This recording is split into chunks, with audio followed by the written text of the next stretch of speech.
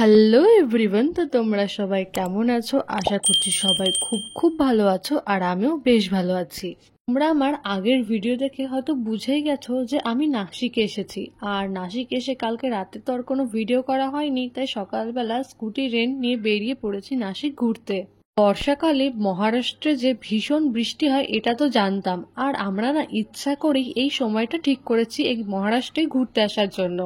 বৃষ্টি হলেও মহারাষ্ট্র ঘোরার জন্য এই সময়টাকে আমার না একদম পারফেক্ট বলে মনে হয়েছে। চারিদিকটা এত সুন্দর সবুজ গাছপালায় ভরে রয়েছে, আর ওই পাহাড়ের ওপরে দেখো চূড়াটাই দেখা যাচ্ছে না, মেঘে পুরোটাই ঢেকে নিয়েছে।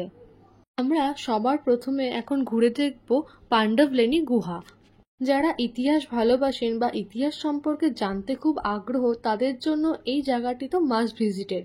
এই গুহাটিকে আবার অনেকে নাসিক গুহা নামেও চেনে। নাসিক থেকে এই জায়গাটির দূরত্ব খুব বেশি নয়, নাসিক থেকে মাত্র 6 কিলোমিটার দূরেই এই পাণ্ডবলেনি জায়গাটি। দূর থেকে কিন্তু আমরা এই পাহাড়টিকে দেখতে পাচ্ছিলাম, যার ওপরে চূড়া দেখা যাচ্ছিল না, আর পুরোটাই মেঘে ঢাকা। কাছ থেকে দেখতে তো আরো বেশি সুন্দর লাগছে। আর এই পাহাড়টির নাম হচ্ছে ত্রিরেশমি পাহাড়। এই পাহাড়ের পাদদেশেই আবার দাদাসাহেব ফালকের একটা মিউজিয়ামও তৈরি করা আছে। তোমরা চাইলে অবশ্যই এই মিউজিয়ামটা ঘুরে দেখতে পারো। আর এইটি হচ্ছে সেই মিউজিয়ামটি। এইবার আমাদের কাছে যে স্কুটিটা আছে সেটা পার্কিং করতে হবে, আর এখানে পার্কিং করার জন্য কোনো চার্জ দিতে হয় না। এটা হচ্ছে মেন গেটটা, যেখান থেকে আমরা আস্তে আস্তে পাহাড়ের ওপর উঠে যাব। এখানে বেশ সুন্দর করে সিঁড়ি করে দেওয়া আছে, তো তোমাদের যাতায়াতে কোনো সমস্যা হবে না। তোমরা যখন ট্রেকিং করা শুরু করবে তবে অবশ্যই 1 বোতল জল আর কিছু খাবার অবশ্যই নিয়ে যাবে, কেননা ওপরে কোনো খাবার বা জলের ব্যবস্থা কিছুই নেই। যত সিঁড়ি ভেঙে ওপরে যাবে ততই যেন জল তৃষ্ণা আরো বেশি করে পাবে, তো ওই জন্যই বলছি অবশ্যই একটা জলের বোতল তো রাখবেই।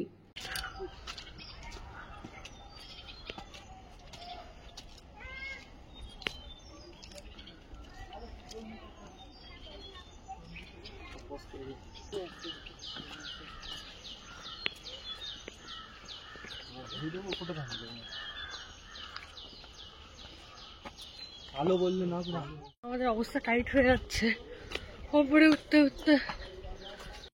একটু একটু একটু একটু করে কতটা যে উঠে পড়লাম, তাও মেন জায়গায় পৌঁছাতে পারছি না। আর এখান থেকে দাঁড়িয়ে নাসিক সিটির একটা সুন্দর ভিউ দেখা যাচ্ছিল। এটা একমাত্র বর্ষাকাল বলেই চারিদিকটা এত সুন্দর সবুজ। বর্ষাকাল ছাড়া কোনো সময় কিন্তু এই জায়গাটা এরকম সবুজ হয়ে থাকে না। তলার মাঝে এরকম একটা ভিউ দেখতে পেলে হয়তো কষ্টটা একটু কম হচ্ছে। যাই হোক, আমরা এখন চলে এসেছি পাণ্ডবলেনিতে, আর ওই সামনের গেটটাই হচ্ছে এর মেন গেট। আর এর ভেতরে ঢুকতে গেলে অবশ্যই টিকিট কাটতে হবে, যার প্রাইস পড়বে 25 টাকা করে। আর ফরেনারদের জন্য টিকিট প্রাইস হচ্ছে 300 টাকা করে। ওপেনিং টাইম হচ্ছে 7:30 থেকে সন্ধ্যা 6:30 পর্যন্ত। আর আমরা যেহেতু 7:30টার আগেই পৌঁছে গেছিলাম, যার জন্য আমাদের আর টিকিট কাটতে হয়নি। এখানে না প্রচুর মানুষ ঘুরতেও যেমন আসে, আর প্রচুর লোক এখানে কিন্তু জগিং করতেও আসে সকালবেলায়। পাণ্ডবলেনি হলো খ্রিস্টপূর্ব 1ম শতাব্দী থেকে 3য় শতাব্দীর মধ্যে খোদাই করা 23টি গুহার একটি দল। যদিও অতিরিক্ত ভাস্কর্যগুলি 6ষ্ঠ শতাব্দী পর্যন্ত যোগ করা হয়েছিল, যা বৌদ্ধ ভক্তিমূলক অনুশীলনের পরিবর্তনগুলিকে প্রতিফলিত করে। গুহাগুলি বেসাল্টিক শিলা থেকে খোদাই করা হয়েছে এবং এতে জটিল ভাস্কর্য, স্তম্ভ এবং স্তূপ রয়েছে। গুহাগুলিকে ভারতের হিনজান বৌদ্ধ শিল্প এবং স্থাপত্যের সেরা উদাহরণ হিসেবে বিবেচনা করা হয়। পাণ্ডবলেনি 24টি গুহার মধ্যেই 23টি বিহার হিসেবে কাজ করেছিল, যা বৌদ্ধ ভিক্ষুকদের আবাসস্থল ছিল। এটি গুহা এবং একটি চৈত্য হিসেবে ব্যবহৃত হতো, যা সন্ন্যাসী এবং অন্যান্য ভক্তদের জন্য একটি প্রার্থনা হলও ছিল। 18 নম্বর গুহাটি ছিল একমাত্র গুহা যা চৈত্য বা প্রার্থনা কক্ষ হিসেবে ব্যবহৃত হতো। কমপ্লেক্সের অন্যান্য সব গুহাই ছিল বিহার। গুহা 19 নম্বর পুরনো কমপ্লেক্সের মধ্যে প্রাচীনতম গুহা। কিছু প্রমাণ অনুসারে প্রত্নতাত্ত্বিকরা বিশ্বাস করেন যে এই গুহাটি খ্রিস্টপূর্ব 2য় শতাব্দীতে সাতবাহন রাজ্যের শাসক রাজা কৃষ্ণের দান থেকে প্রাপ্ত অনুসারে নির্মিত হয়েছিল। পুরোটুকু ঘোরা তো আমাদের সম্ভব হয়নি, কেননা মাঝে মাঝে এত বৃষ্টি পড়ছিল, আবার কোনো সময় তো মেঘে পুরোই ঢেকে যাচ্ছিল। এই রেলিং এর ধারে দাঁড়িয়ে পুরো নাসিক শহরটা দেখতেও এত সুন্দর লাগছে, চোখটা না পুরো জুড়িয়ে যাচ্ছে। আমার তো এখান থেকে আর নামতে ইচ্ছা করছে না, মনে হচ্ছে এখানেই দাঁড়িয়ে থাকি। চারিদিকটা যে কতটা সুন্দর লাগছে সেটা বলে বোঝাতে পারবো না।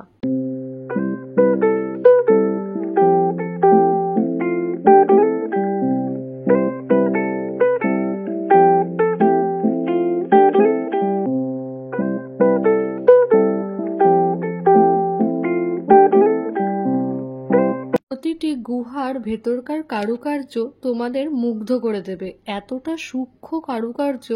সামনে যে বড় বড় পিলারগুলো করা আছে সেই পিলারগুলোতেও কিন্তু ভীষণ সুন্দর করে কারুকার্য করা।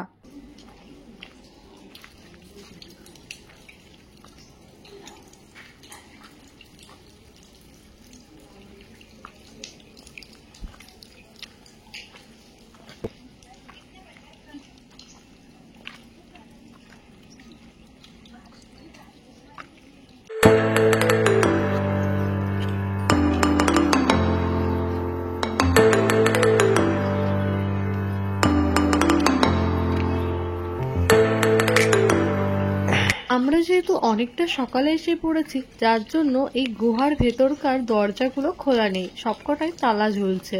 তার জন্য তোমাদের ভেতরকার কারুকার্যগুলো আমি দেখাতে পারলাম না। দূর থেকে ওই পাহাড়টা কি সুন্দর লাগছে, তাই না?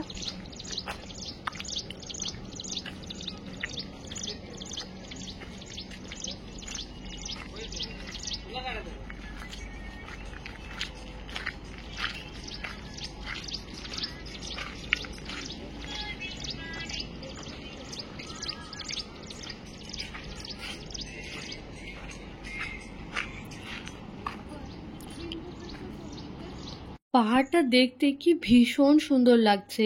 এখান থেকে দাঁড়িয়ে তো আমি অনেকগুলো ছবি তুলেছি আর অনেক ভিডিও করেছি।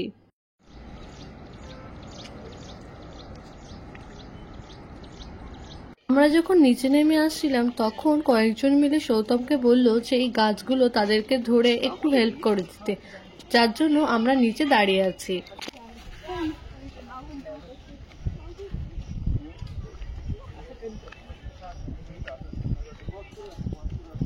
এখন বাজে 8:30 মতো, কিন্তু দেখে তো মনেই হচ্ছে না যে এখন 8:30 বাজে, মনে হচ্ছে যেন সন্ধ্যা হতে চলেছে, কারণ চারিদিকে এতটাই মেঘ করে রয়েছে। এখন তো মনে হচ্ছে যে আমার সোয়েটার না আনাটাই ভুল হয়েছে, এত ঠান্ডা বাইরে সে আর বলার না। এখানে সবাই দেখি সোয়েটার পরে ঘুরছে। মাঝে মাঝে বৃষ্টি পড়ে ঠান্ডাটা যেন আরো বেশি তীব্র হয়ে উঠছে।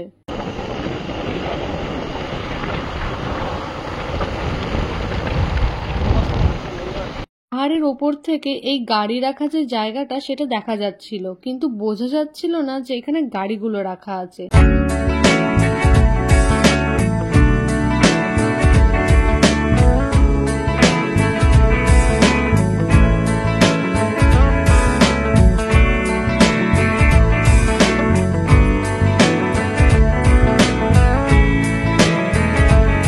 এরপর আমরা যে জায়গায় যাব সেটা হচ্ছে একটি মন্দির, আর এই মন্দিরটির নাম হচ্ছে জৈন মন্দির।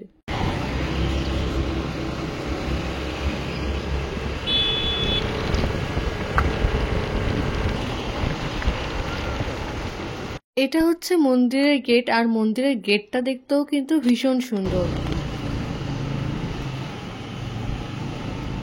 कहाँ लगाएंगे भाई?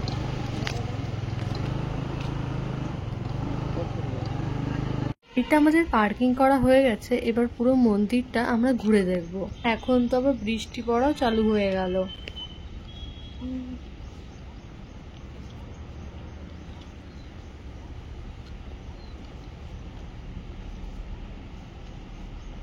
মন্দিরের ভেতরে কিন্তু আবার থাকারও ব্যবস্থা আছে, তো তোমরা যদি চাও এই মন্দিরের ভেতরেই থাকতে পারো। সামনের উপরে কি সুন্দর একটা গোমাতার মূর্তি করা রয়েছে, এটা আবার কাঁচ দিয়ে ঢাকা, হয়তো বৃষ্টির জন্যই কাঁচ দিয়ে ঢেকে রেখেছে। আশেপাশে এখানে অনেক ধর্মশালা আছে, কিন্তু এখানে শুধু জৈনদেরই থাকতে দেওয়া হয়। এই আশেপাশে পুরোটুকু কিন্তু আমাদের ঘোরা হয়ে গেছে। আর এর ভেতরে কিন্তু বিশাল বড় একটা গোশালাও আছে, যেখানে প্রায় 1000-এরও বেশি গরু রাখা আছে এর ভেতরে।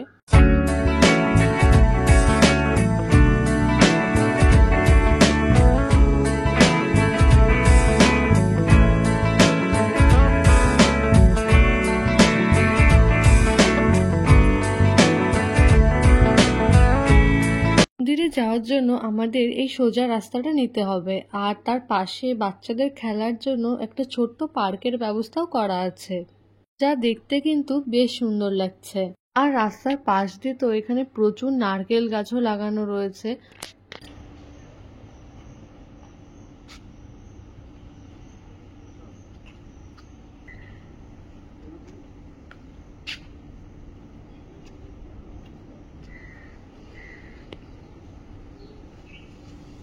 মন্দিরের ভেতরে কিন্তু কোনো রকম ক্যামেরায় ছবি তোলা বা ভিডিও করা কোনোটাই অ্যালাউ করে না, এমনকি তার বাইরে দাঁড়িয়ে ছবি তোলা পর্যন্ত অ্যালাউ করে না। দূর থেকে মন্দিরের চূড়াটা দেখা যাচ্ছে।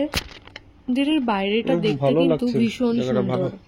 আমরা আর মন্দিরের ভেতরে যাইনি, কেননা অনেকটা সিঁড়ি ওপরে উঠে তারপরে মন্দিরের ভেতরে যেতে হবে, আর আমরা যেহেতু আগে থেকে এতটা সিঁড়ি চড়ে এসেছি, যার জন্য আর ইচ্ছা করছিল না ভেতরে যেতে। মন্দিরের ভেতরে কিন্তু একটি খাবার জায়গাও আছে, আর এখানে কত কি টাকা লাগবে সেটাও এখানে দেওয়া রয়েছে। আজকের মতো ভিডিওটা তাহলে এখানেই শেষ করছি, দেখা হবে পরের কোনো ব্লগে। আর ব্লগটা যদি ভালো লাগে তবে অবশ্যই একটা লাইক করো, কমেন্ট করো, আর চ্যানেলটি যদি নতুন হয়ে থাকে তবে অবশ্যই আমার চ্যানেলটা সাবস্ক্রাইব করো।